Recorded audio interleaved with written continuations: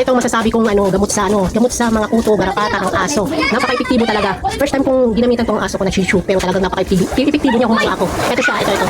Ayan. Bali, binili ko nga pala is 3 piraso to. Nagamit ko na yung isa. Yan, kaya 2 na lang. Ayun yung pangalan niya. Grabe ang kuto niya. Grabe ang kuto nito. Hindi lang kuto, garapata. Nang tinitrim nga siya nito, grabe ang dugo dito. Napakadami talaga. Mandidiri ka talaga.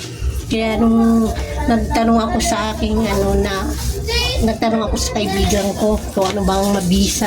And may iba siyang binigay sa akin, kaya lang medyo mahal. So may nakita akong video nito na epektibo nga sa aso nila, kaya sinubukan ko, affordable price pa. Siguro sa 100 plus lang to nabili ko. Ayan. Bali ang gagawin nito, ito, gugupitan dito at ipapatak dito sa may batok ng aso para hindi niya madilaan kasi sakop na ng buong katawan nun. Nakita ko talaga grabe. Tingnan mo naman, malinis na siya.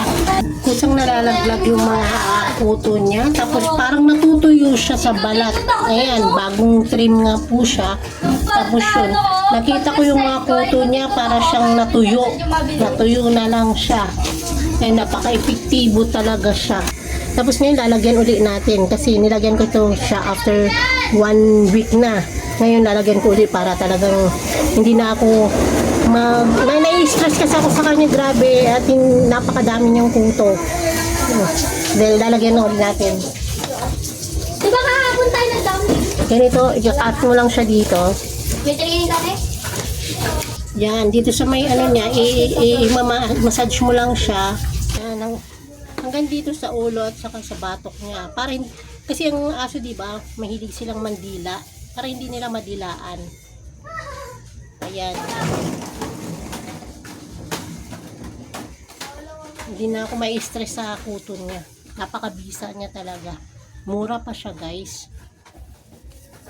Yan. I-massage mo lang siya. Yan, ganun lang po yung paglalagay ng niya.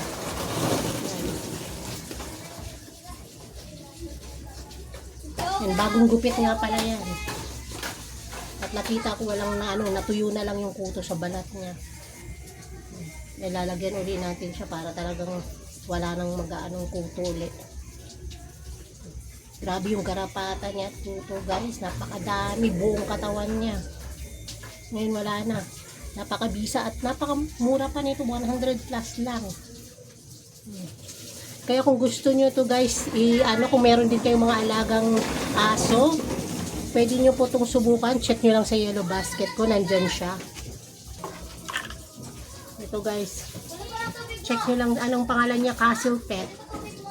Mura lang to, guys, 3 peraso na to. Check nyo na lang sa yellow basket.